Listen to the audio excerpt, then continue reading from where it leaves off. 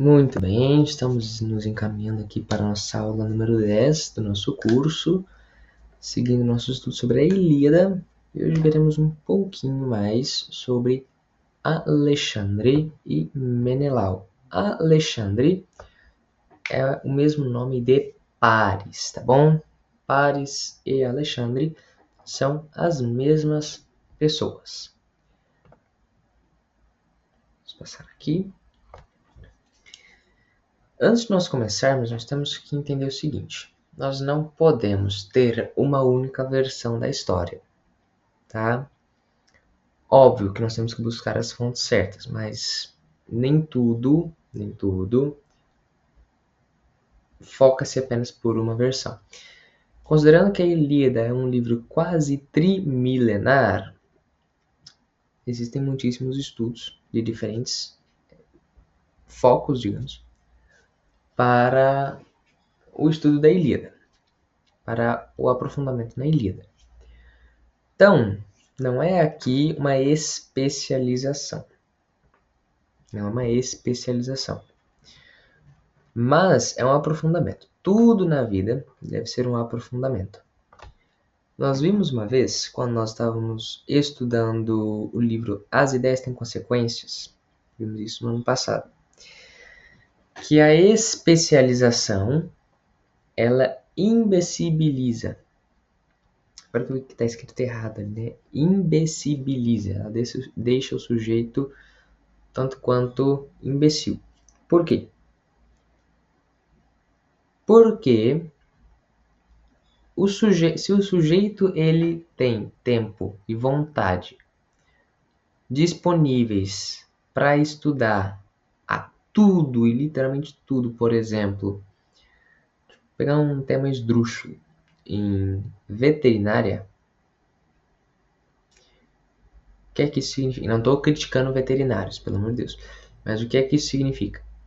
Significa que ele está pondo numa balança, mas de uma balança ele está pondo esse tempo todo investido nesse único estudo num peso maior, numa importância maior do que todos os outros estudos da vida que ele deve fazer. Por quê? Hoje tem um tema muito comum nas universidades que é o PhD, né? PhD. E muita gente acha que PhD significa pós-doutorado. Não. PhD significa filosofia, doutor em filosofia. Nós já vimos várias vezes, que a filosofia engloba o globo. Né? Uma expressãozinha assim, a filosofia engloba o globo. Em que sentido? Que a filosofia, ela estuda tudo o que tem relação com a alma humana, com o ser humano. A filosofia tem algo a estudar ali. Tales de Mileto, se não me engano foi Tales de Mileto, ele explicou uma vez, posso estar confundindo o nome do filósofo, que o mundo é como não é um coliseu, um estádio nos Jogos Olímpicos. Nesse estádio, você tem ali os competidores, que são os homens, os atletas, que se esforçam para estar no pódio. São os vencedores, né? Se esforçam para ser os vencedores. Você tem a plateia, e na plateia você tem ali vendedores, o pessoal que está assistindo, você tem os juízes, mas você tem um pessoal ali, uma pequena parcela, que está tentando entender tudo que está acontecendo à volta dela. Esses são os filósofos. Porque no mundo, nesse estádio, no mundo, você tem aquelas pessoas que buscam vencer na vida, está no pódio. Você tem os juízes, são os donos do mundo, são os governantes do mundo. Você tem as pessoas que simplesmente estão no mundo sem fazer nada, estão apenas de passagem, não vão deixar nenhum legado. Você tem aqueles que buscam obter dinheiro, vendedores buscam obter o dinheiro. E você tem essa pequena parcela que quer entender tudo o que está acontecendo. Esses são os filósofos. Então, a filosofia ela busca entender tudo que está ao redor do ser humano, tudo que tem a ver com o ser humano. Então, a filosofia ela não é um estudo dos particulares, como o Guilherme de Ockham sugeriu. A filosofia ela é um estudo dos universais, ou seja, dos conceitos gerais. Tá? Por que é que eu estou dizendo isso? Porque quando eu estou falando aqui para nós avaliarmos a Ilíada de variadas fontes, é justamente para nós não ficarmos presos numa visão particular da Ilíada. Então quer dizer que nós temos que olhar o que Hitler pensava da Ilíada, o que os comunistas pensavam da Ilíada, o que os filósofos de Frankfurt pensavam sobre a Ilíada? Devemos. Porém, devemos depois de termos uma formação sólida, para que essas ideias dessas pessoas que estão com a mente deturpada, que estão com os valores invertidos, não confundam a nossa. Os senhores já viram ou já leram O Senhor dos Anéis? Sim ou não? Só para saber. Sendo honesto, já vi o filme, mas eu tô lendo o livro agora.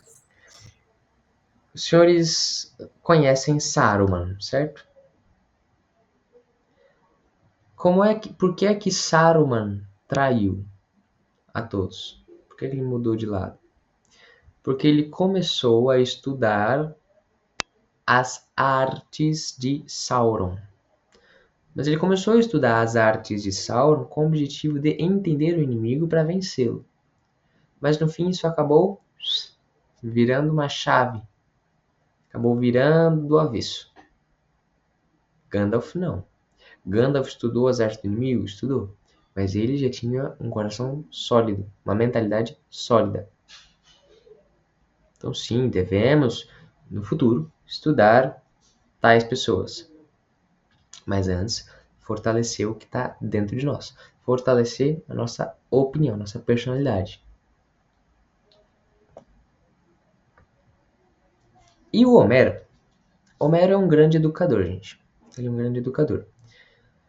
Porque Homero, ele começa a educar as pessoas através da Ilíada. Vejam que vocês apreciam um filme de suspense ou uma leitura de suspense, nós somos um pouco propícios a gostar desse tipo de leitura, desse tipo de filme. Por quê? Porque você fica criando, você fica maquinando cenários na sua cabeça, né? Nós ficamos imaginando o que é que vai acontecer. Ficamos prestando atenção em cada cenário, em cada segundo. Ficamos lá vidrado no filme, vidrado no livro. Vamos tentar. Peraí. Não? Nós ficamos vidrados. Por quê? Porque isso estimula a nossa razão. Isso fica nos estimulando a pensar, fica maquinando o cenário. Então, quando o filme, quando o livro, ele é muito assim aberto, ele é muito claro, ele é muito direto ao ponto, ele não cria todo esse suspense todo, ele não te faz pensar, ele é meio chato. Ele não é tão aprazível. Todos nós já vimos aqueles filmes, aqueles livros que assim, ele é muito aberto, né? É um livro aberto, você não tem suspense, você não tem mistério, você não tem nada disso, não tem nada que cativa. Tudo é muito óbvio. Que nem desenho de criança. Desenho de criança, tudo é muito óbvio. Então, você olha para aquilo e não sente atração nenhuma. O Homero, ele, incrível, ele faz as pessoas pensarem, deduzirem a coisa. Então, por exemplo, quando ele está falando sobre Helena uma hora vai conversar com Príamo, que é pai de Alexandre e Heitor. Helena diz assim que ela está triste por ter deixado seu esposo e a sua filha na Grécia. Opa! Então você aqui percebe que Helena tinha uma filha. E isso aqui não foi falado até agora. Então você já deduz que Helena era mãe, que Helena tinha uma filha. É óbvio, é óbvio. Mas é um óbvio que te induz ao pensamento, que te induz à razão. E ele começa a educar através da Ilíada, seguinte forma, seguinte coisa. ele mostra para os rapazes como o desprezo às moças, o desprezo à mulher é maléfico. Então, por exemplo, Helena. Como que se dá o casamento de Helena? Helena era filha de um rei. E esse rei, ele queria ter certeza de que ela teria um bom marido, que estivesse à sua altura. Então ele promove uma competição. Ah, então tá pronto, tá colocando Helena como um objeto. Tá aí o machismo na Ilíada. Tá explicado por que a sociedade ocidental é machista. O primeiro livro escrito no Ocidente é machista. Não. Você tem que lembrar que naquela época havia poligamia.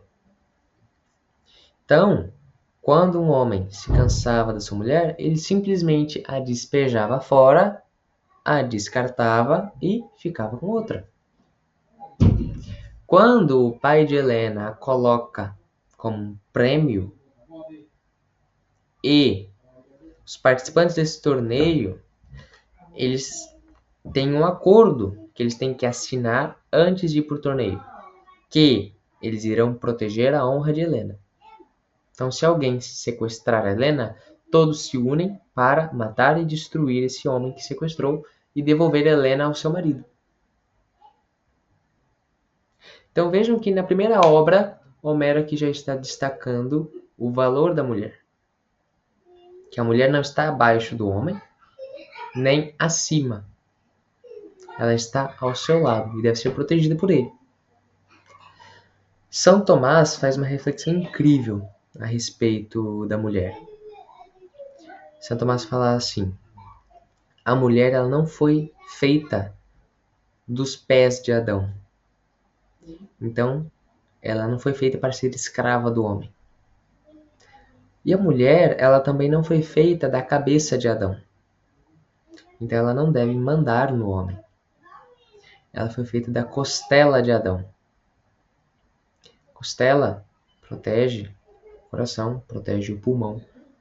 Está próxima ali do coração. Então, a mulher deve ser o coração do homem. Deve amar o homem para receber esse amor de volta. Então, olha que incrível. Homero e São Tomás estão falando a mesma coisa. Que a mulher foi feita para ser amada e protegida pelo homem. Não como abaixo, não como superior, mas como igual. E, além de ensinar o valor de uma mulher, como você deve tratar uma mulher, isso para os rapazes, ele está ensinando as moças como se portarem, como se comportarem em relação aos maridos. Ele olha e fala assim: está vendo, Helena? Não te comportes como Helena. E na Odisseia ele olha assim: está vendo Penélope? Se comporte como Penélope. Então Homero ele começa aqui a educar a monogamia, o casal. Ele ensina ao rapaz como ele deve ser em relação à mulher e ensina a mulher como ela deve ser em relação ao homem. Isso aqui inspirou os livros de romance e os livros de cavalaria. Eu estava conversando isso hoje mais cedo com a minha mãe, que na sociedade atual as pessoas dizem que uma moça ler um livro de romance é algo ruim, porque ela vai ficar esperando uma coisa que nunca irá acontecer, que é um jovem maravilhoso, cavalheiro, gentil, amável, educado e bonito.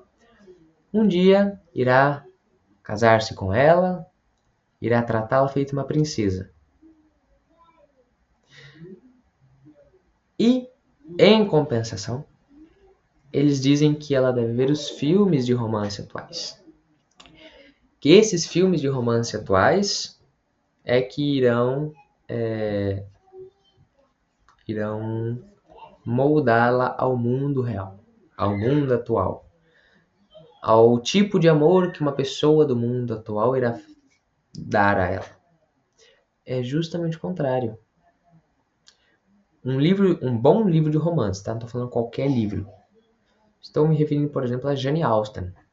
Jane Austen aqui, especialmente para as moças, ela olha e fala assim: espere isso de um bom homem. Quando você for escolher seu marido, quando você for... Porque a mulher ela tem a opção de escolher quem ela se casa, né?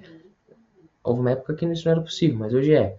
Quando você estiver no período de namoro, noivado, casamento, não espere menos que isso. É óbvio. Temos 200 anos entre lá e cá, muita coisa mudou. Mas não espere um homem, não espere menos de um homem do que o natural dele. Que tipo de natural eu estou falando? Gentileza, cavalheirismo, masculinidade, paternidade, afeto, carinho, amor. Se você buscar isso num homem, ele será um bom marido. E você, ao mesmo tempo, seja isto para ele. Uma mulher educada, amável, gentil, materna. Então, você vê que os dois lados da história estão equilibrados. Jane Austen, por exemplo, mostra para a mulher o seguinte: se você quer se casar, procure um homem desta forma. E seja uma mulher desta forma. Ah, Isaac, mas Jane Austen é um negócio muito feminino, né? Assim, eu que sou rapaz, se os outros me pegam lendo Jane Austen, vai ficar uma tiração de sarro tremenda. Muito bem. Você não tem apenas Jane Austen para ler e se inspirar. Você tem Don Quixote, um livro de cavalaria incrível.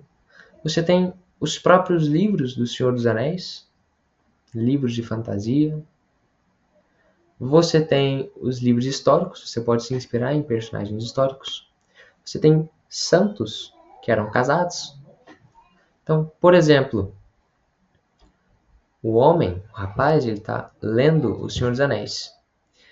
Ele tem que olhar e falar assim: se eu quero me casar, eu tenho que me parecer como Aragorn, eu tenho que me parecer como Faramir, como Sam. Tem que ser um homem honrado, um homem de valor, que tenha coragem e honra suficientes ao ponto de dar a vida pela minha mulher, pelos meus filhos. Qual que é a definição de coragem? Coragem, segundo Chesterton, coragem eu tenho um conceito em mente, agora está difícil de expressar. É você amar tanto a vida a ponto de entregá-la. É um paradoxo incrível, né? Coragem é você amar tanto a vida a ponto de entregá-la. É você amar tanto as coisas que você tem aqui a ponto de entregar a sua vida por elas. É eu amar tanto minha família, os meus valores, o meu Deus, a ponto de entregar minha vida por eles. Então, Homero começa aqui a mostrar aos rapazes, mostrar às moças, como deve ser o relacionamento entre eles. Um relacionamento de respeito e amor mútuo. E a falta desse tipo de educação da vontade na vida de Alexandre, lembrando, Alexandre é a mesma pessoa que Paris. Não confundam com Alexandre Magno, tá? Pelo amor de Deus, são duas pessoas diferentes. A falta dessa educação na vontade de Alexandre selou o destino de muitos homens. Matou muitos homens, destruiu um povo inteiro. Porque Alexandre, nós vimos lá atrás, ele teve a chance de decidir entre Hera, Atena ou Afrodite. O que é que Hera lhe disse? Olha, Alexandre, se você disser que eu sou a mais bela, lá na frente eu vou te ajudar a ser um bom governante. Lá na frente eu vou lhe ensinar a ser um bom governante, porque eu sou uma governante, eu sei como funciona a cabeça de um chefe. Isso aqui não é um suborno, tá? Ela está falando que é uma permuta, é uma troca. Atena olha e fala assim: olha, Alexandre, se você disser que sou eu, lá na frente eu posso te ajudar com o conhecimento. Você será o maior chefe militar desse mundo, porque eu vou te dar o conhecimento, sou a deusa da sabedoria. E Afrodite diz assim, olha, se você... Ó, já te adianto, você vai ficar com a mulher mais bela do mundo, hein? Eu dou ela pra você. Mas ela é casada. Não tô nem aí, eu sou a deusa do amor. O Cupido é meu filho. Podemos dar um jeito nisso. Então, escolhendo Hera, ele tinha a chance de agradar aos homens. Agradando Hera, escolhendo por Hera, ele teria a chance de agradar os homens. Escolhendo Atena, ele teria a chance de agradar a Deus. E, escolhendo Afrodite, ele teria a chance de agradar as suas paixões. Essa escolha está diante de nós o tempo todo. Tudo que nós fazemos nesse mundo irá agradar uma dessas três: as minhas paixões, a Deus ou aos homens. Sempre. Não há como fugir disso aqui. Tudo que eu faço sempre vai agradar ou a Deus, ou aos homens, ou às minhas paixões. Sempre. Tá aí a tamanha da importância das nossas vontades. De educar a nossa vontade. E Alexandre aqui, um paralelo interessante que nós podemos acabar deixando passar despercebido, é que Alexandre é o filho mais jovem. Muitas vezes, a educação do filho mais velho é de uma forma rígida, mais rigorosa, mais severa. Muitas vezes, isso gera um homem esforçado, de valores, trabalhador, competente. E às vezes, com o filho mais jovem, com o filho mais moço, isso não acontece. Às vezes o filho mais moço, ele é, como nós dizemos hoje, ele é mais mimado. Ele não tem tanta rigidez, não é tanta severidade, menos dureza, e isso acaba gerando um homem mais fraco, de paixões mais soltas. E olhem que até na Bíblia isso é frequente. É muito frequente na Bíblia nós encontramos esse exemplo. Um filho mais velho esforçado, honrado, trabalhador, competente, e um mais jovem, mais fraco, mais desleal, mais solto nas suas paixões. Não estou falando aqui que isso é regra. Estou falando que isso aqui que é regra. Mas o que é que nós aprendemos com isso?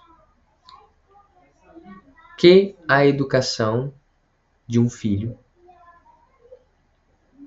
é responsabilidade dos seus pais? É, óbvio. Mas a educação de um filho é algo extremamente importante. Ah, mas eu sou jovem ainda, eu não sei nem se eu vou me casar, não sei nem se eu vou ser padre. Beleza, mas olha, se você for se casar, você vai ter filhos. E eduque todos os filhos. Nós vamos educar não apenas 1, 2 ou 3 filhos, e aquele que dá mais trabalho, deixa meio irrelevante de lado. Não, não, não. Um filho, Alexandre, que foi mal educado na sua vontade, foi mal formado, causou a ruína de um povo inteiro. Uma criança má formada na sua vontade, no seu intelecto, pode causar ruína para um povo, não, muitas vezes não será de um povo inteiro, mas no mínimo da alma dela. Ah, eu vou ser padre, eu vou ser religioso. Você terá contatos com pais, com filhos, e deve rezar por eles. Então, ainda assim você deve saber isso. Nós devemos saber disso. Como é importante a educação de uma criança. Perguntaram aqui sobre por que Deus apoiou Jacó. Não estou falando aqui que é regra, que todo filho mais velho é trabalhador, competente, todo mais novo é fraco, covarde, etc. Não, não é regra. Mas uma coisa que nós devemos nos lembrar é o seguinte. Primeiro, Deus já havia dito a Rebeca que o mais novo iria comandar a família. E segundo, nós devemos praticar a justiça? Devemos, mas devemos praticar a justiça de acordo com o bem. E o bem está atrelado à verdade. Por que eu digo isso? Porque Jacó era um homem que dominava suas paixões, que tinha aprendido a conter suas paixões desregradas, seus amores desregrados, enquanto Esaú não. Esaú era um homem liberal, digamos, que não educou a sua vontade. É justo que Esaú fique com o governo da família porque ele é mais velho e se tradição. Beleza, mas olha, ele é um homem sem virtudes, corrompido por vícios. Seria certo mesmo que ele ficasse com o governo de uma família que seria o povo de Deus? Sendo que antes do nascimento Deus havia dito, será para o mais novo.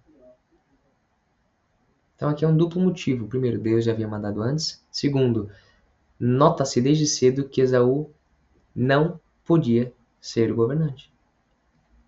Tá bem? Por isso. Vamos fazer só um resumo, né, do que nós vimos até aqui. Porque é muita história, são muitas linhas que se entrelaçam. Então vamos tentar manter o fio da meada. Primeiro de tudo, Tétis ia se casar lá no Olimpo, convidou os deuses, mas Zeus falou assim, olha, não chama a deusa da discórdia, porque como o nome diz, ela vai causar discórdia, então não chama ela não. Tétis não chamou. A deusa da discórdia ficou furiosa com Zeus, falou assim, não, vou fazer esse cara pagar o preço. Então ela foi e jogou uma maçã de ouro na mesa em que estava Zeus, Atena, Afrodite e Hera. Por que ela fez isso? Porque Hera era a deusa das maçãs. Se eu quisesse oferecer um sacrifício para Hera, eu dava um cesto de maçãs no seu altar. E por que tem um problema aqui? Porque na maçã estava escrito para a mais bela de todas. Quando Hera pega a maçã, não é porque ela se considera mais bela. Ela pega a maçã porque ela crê que é uma oferenda feita a ela. Atena e Afrodite se sentem ofendidas. Que negócio é esse? Como assim você acha que você é mais bela? Não, passa pra cá. Começa a briga. As três viram pra Zeus e falam assim, viu, CJ, qual de nós três é mais bonita? Zeus fica num beco sem saída, porque Hera é mulher dele. Se ele não diz que é ela, vai dar dor de cabeça em casa depois. Ele tem medo de Hera. Afrodite é tia dele. Tem muita influência lá em cima, então vai dar dor de cabeça para do mesmo jeito. E Atena é filha dele. E na família de Zeus era comum que os filhos matassem os pais. Nós vimos isso em outras aulas, mas era comum. Ele tinha medo de Atena. Então ele olha e fala assim, não, eu não vou resolver essa parada aqui não. Hermes, mensageiro dos deuses, manda o Alexandre, que está morando lá no Monte Ida, fala para o Alexandre que ele vai decidir isso aqui. Porque no passado o Alexandre tinha sido expulso de casa, porque a mãe de Alexandre teve um sonho que esse filho, Alexandre, iria destruir Troia. Então, Príamo, o pai de Alexandre, expulsou ele de casa. Mandou ele viver no Monte Ida. O Zeus ficou com tanta dó do rapazinho, que falou assim, rapaz, eu vou te dar um presente. Você vai ser o homem mais bonito da Terra.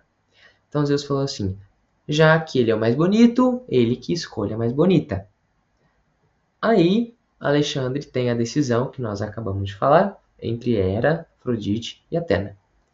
E ele prefere ficar com Afrodite. Os dois vão junto com Cupido, vão lá em Esparta, pegam Helena e levam de volta para Troia. Nisso, lembram do acordo que os 100 príncipes assinaram naquele torneio por Helena? Então, esse acordo agora é acionado. Esses 100 príncipes e 100 reinos são convocados e vão lá para Troia para tentar recuperar Helena e destruir Troia. Só tem um pequeno problema. Troia tem um muro que é protegido pelos deuses. Então, aqueles que são inimigos de Troia, não podem entrar em Troia. É impossível. É como as muralhas de Jericó.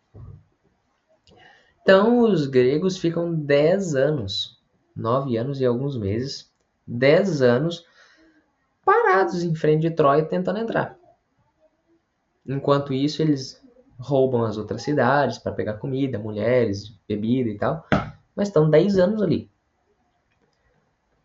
E a Ilíada, ela começa nos últimos 59 dias da guerra. Desses quase 10 anos, a Ilíada narra só os últimos 59 dias. O Aquiles, ele é desonrado. Por quê?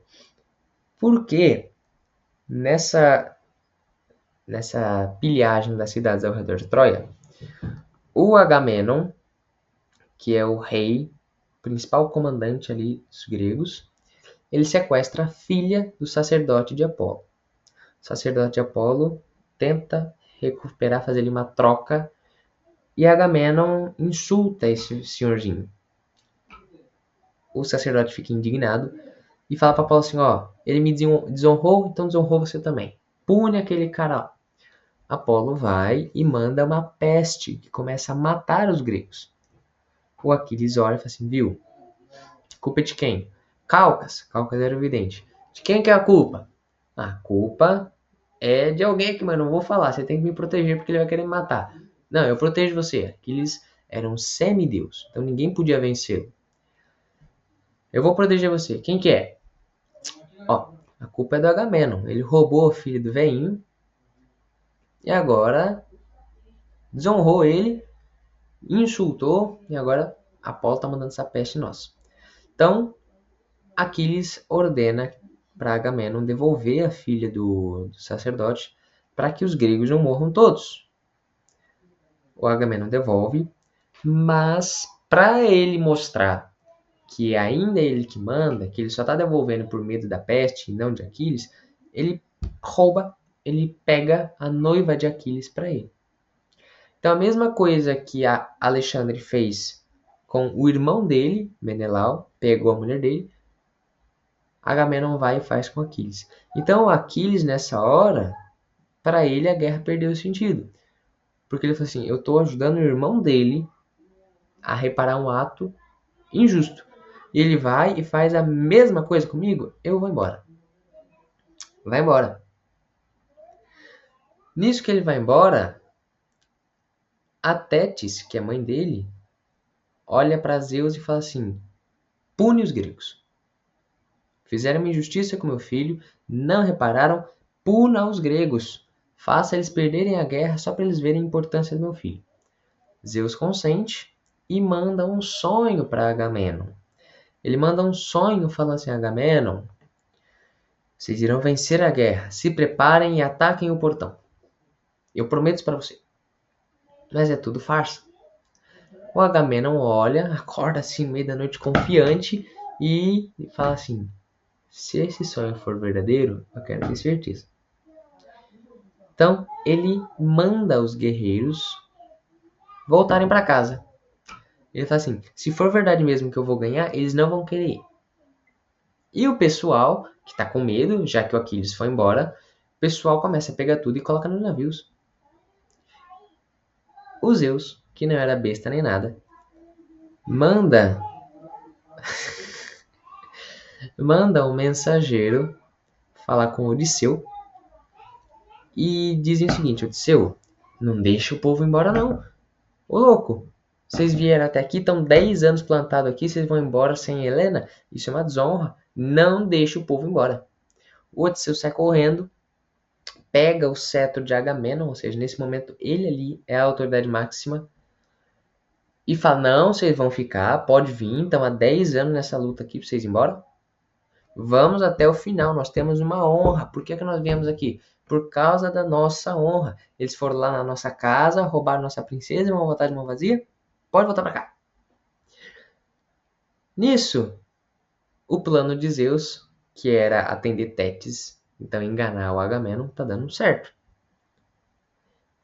Começa a batalha. Os exércitos de Troia saem e começa a batalha. Para evitar a matança que estava acontecendo, já que o Aquiles não está lá, Agamenon e Príamo, o rei de Troia, fazem um acordo. Eles falam assim, ó, a treta aí, o problema todo, é só entre o Menelau e o Alexandre. Vamos fazer o seguinte, tragam o Alexandre aqui para fora, luta ele e o Menelau, só os dois. Se o Menelau ganhar, a gente não mata mais ninguém. A gente pega a Helena, volta para casa como se nada tivesse acontecido e vocês ficam de boa. Se o Alexandre ganhar, beleza, vocês venceram, a gente não mata mais ninguém. Pegamos essas coisinhas e voltamos para casa. Se ninguém morre, vamos fazer um duelo aqui. Príamo aceita. Quando o Alexandre chega no campo de batalha para o duelo, ele vê Menelau e fica tremendamente assustado. Porque Menelau era um homem muito grande, era um homem alto, loiro, cabelos que vinham até os ombros, uma grande barba, ombros largos. Então ele fica tremendamente assustado, covarde. Ele não tem domínio das paixões, então ele fica covarde e vai para Heitor. Heitor do céu, não vou. Irmão, você viu o tamanho desse homem? Não vou lutar com ele. Capaz, não vou. Vai você, você é mais forte que eu, vai lá. Não, não, Alexandre. Como assim? Você fez a burrada, você chutou o balde. Alexandre é Paris, o irmão de Heitor, tá? Nomes diferentes, mas é a mesma pessoa. Não, Alexandre, você que errou.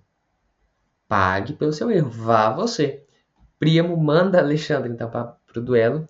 Estão ali batalhando, pá. Menelau desarma o Alexandre. Na hora que vai matá-lo, Afrodite vem do Olimpo, coloca ele numa nuvem e leva ele lá para o quarto do palácio e esconde ele lá.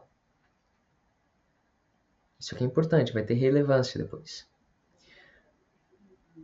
O Menelau olha, cadê o Alexandre?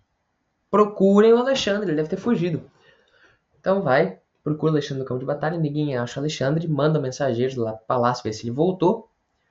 Nisso, o Agamenon, que estava assistindo o duelo, olha e fala assim, ó, seguinte, a gente venceu por desistência. Ganhamos. Que é isso? O líder de vocês vai embora? Não, vencemos por WO. Por desistência. Tragam Helena. Os troianos falam assim, nada disso. Oxe, que negócio é esse? O trato era até a morte. O Alexandre tá vivinho. Vocês não vão levar Helena.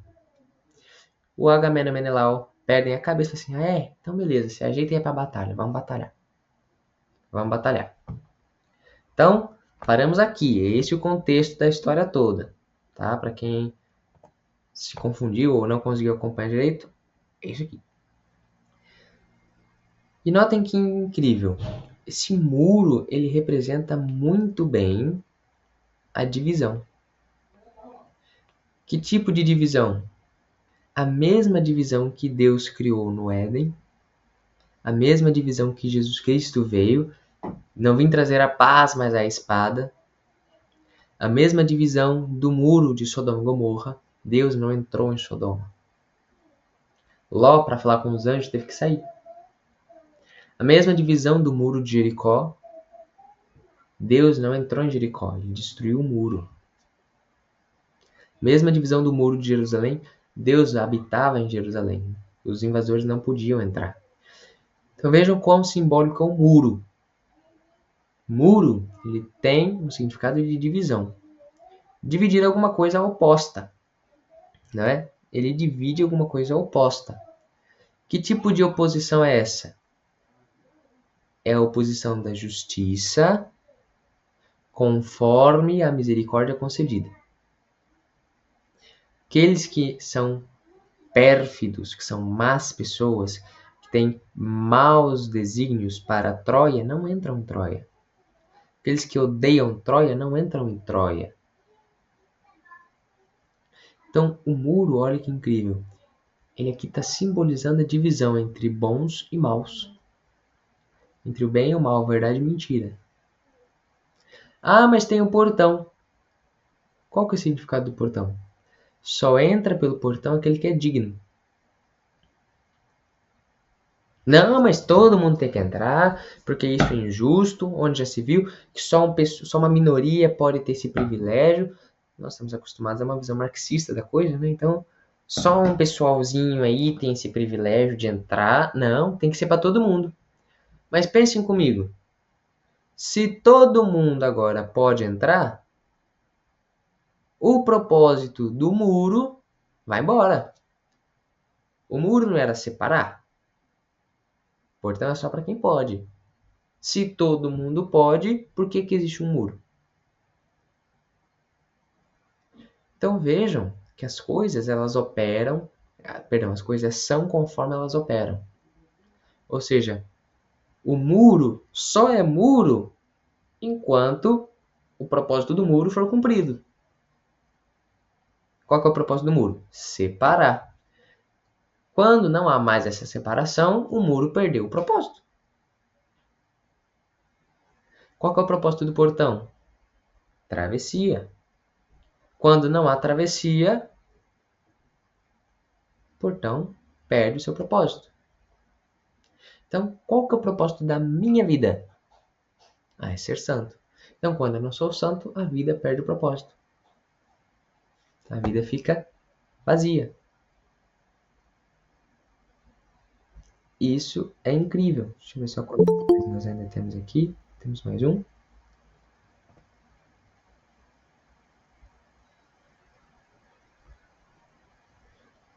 Peraí, travou aqui. Ah, meu Deus do céu, por que não tá querendo? Já foi. Então, para nós aqui fecharmos, uma última reflexão a respeito de Príamo, que eu devia ter feito, eu acabei deixando passar. Príamo, ele é descrito o tempo todo como um dos melhores reis. Um rei assim quase divino. Mas o erro de Príamo condenou Troia. Qual foi o erro de Príamo? Quando Alexandre chega em Troia com Helena raptada, Príamo recebe Alexandre.